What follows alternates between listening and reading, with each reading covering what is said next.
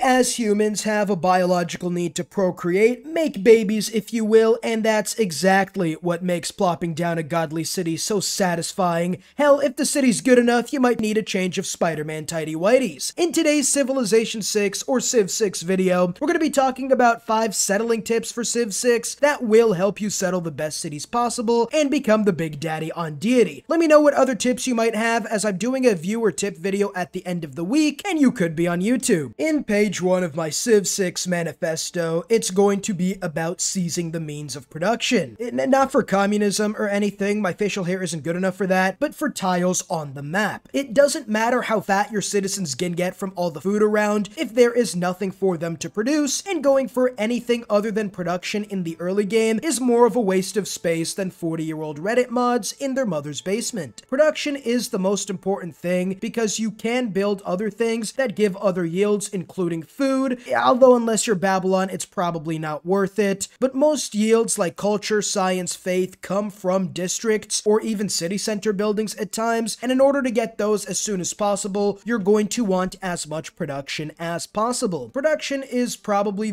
should be your #1 priority, as not only is it the best thing to get a city started as soon as possible, you know, after you grow to 3 to 4 population, of course, don't immediately work the 1 food 3 production tile, but also strategic resources are more likely to spawn on stuff like hills, which gives you iron, which high production cities have more of generally. After lenining all the production around you, the next thing to look forward to is food, as the higher your population, the more yields you can get and the more districts you can potentially build. Afterwards, I would look for culture and science, followed by faith or gold, although faith is automatically #1 in your starting city, so you can get an early pantheon and potentially even something like religious settlements if you're lucky enough. This is kind of weird because a lot of the rare yields are not at the top of the priority list due to the fact that you're getting all these other yields from campuses, theater squares, and holy sites, which you're going to need a little bit more food and production in order to get these other buildings out, and they will give you a lot more of those yields than, say, 2 tobacco tiles. Finally, this is just a rough estimate, as sometimes if you do have something like Nubian archers, or you're going to go for an early game war and you want to go down the war path, getting more science in the immediate early game might be worth it to 3 move speed Nubian archer moonwalk your way to a domination victory. But this right here is meant to be a general guide you should follow 90% of the time, although I'm sure there will be some disagreement, so let me know down below what order you would list the yields in and any other settler tips you might have. Natural wonders are a trap. Now, I might get some hate for this, but natural wonders 9 times out of 10 are a goddamn stick and box Bugs Bunny trap meant to stunt your growth. Let me explain before I get crucified in the comments section. Not really a bad thing, but still. Most of the time, natural wonders will give some yields to surrounding tiles, stuff like Mount Rarorema or something like that, and that's fine because it doesn't really take anything away, as it just adds on to the pre-existing tiles, so getting extra science and faith near cities you were about to settle is honestly a really good thing. But the one thing these natural wonders might trick you into is working them even though the other more important yields are terrible. Stuff like the Delicate Arch, Uluru, Dead Sea, Fountain of Youth, Eye of the Sahara, for example, especially, will be the best desert tile you'll get before the Petra, but if you're settling a desert city just for that, the game is already lost, as again, food and production should be your priority, and working something like the Fountain of Youth turn 1 will literally have you not growing at all and having no production whatsoever. The wonders I would not recommend swearing blood oaths for is stuff like the Dead Sea, Fountain of Youth, even stuff like Delicate Arch, which spawn in deserts, and Uluru, which only give culture and faith, and then you're still working no food or production desert tiles. Despite the fact they give rare yields like that, working these tiles will stunt your future city growth, and so it isn't really a good idea to work these tiles before you get to around 7 to 8 population, where then you can sacrifice a population point to work on no food and no production tiles to get those extra yields. But at that point, what is 2 culture or 2 science really going to give you at that stage? The city alone is probably making 10 to 20 science at least with a good enough campus, and so the natural wonder would lose its value unless you want to rush a pantheon with your starting city and you somehow start beside Uluru or something. But this isn't about starting cities. It's about settling your second city plus, and getting these natural wonders are not a bad thing. They are in fact good, but you're not getting as much value out of them as you would think. Again, after 7 to 8 population or something, they do give a decent boost, but the fact that they provide nothing of substance early on will make early growth and settling a lot harder, as you genuinely want 2 food, 2 production tiles. I don't want to dissuade anyone from settling natural wonders, as a lot of them are really good in fact and give good bonuses and honestly spawn on decent tiles, like again, Mount Roraima or even Mount Everest, or even that one that lit Torre del Paine, which doubles all the surrounding yields.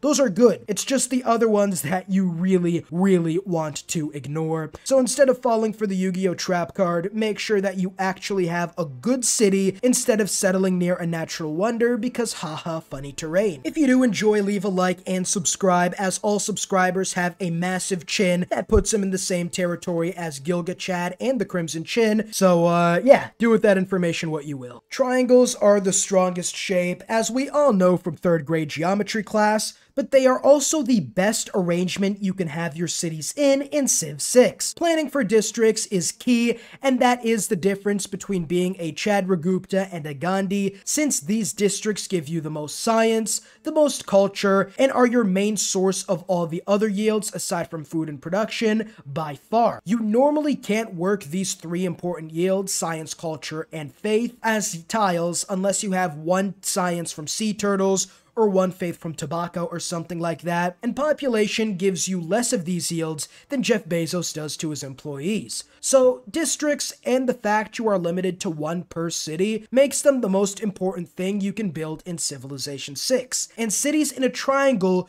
gives you the most cities in a condensed area. That means that the most close you can have your cities is closer to 2 other cities in a triangle, I guess. The closest together, allowing you to get adjacency by being near other districts. So if you have 3 cities in a triangle as close to each other as possible, they're going to be able to get adjacency yields from other cities' districts, as you get adjacency yields from any district, not just the ones you own or that city owns. And while districts adjacent to each other normally only give 0.5 of the extra yield, and that might not seem like a lot, but if you surround a district with other yields, you will be getting a total of at least +3 adjacency yields. That isn't even taking into account the fact you might have a government plaza, mountains, aqueducts for industrial zones, or Mr. Beast to increase the adjacency of said districts. The triangle placement is the best way to get by Civ 6's COVID limit of 6 feet of 3 tiles apart, and gives you the most potential districts per square hexometer? I guess it would be the proper nomenclature, and everyone has wet dreams about getting those monstrous +20 industrial zones in the early game to power through production like Blizzard employees power through and ignore HR workshops. Plan for your districts and make sure that they stay as close as possible to maximize the amount of yields, as long as it is beneficial, I guess.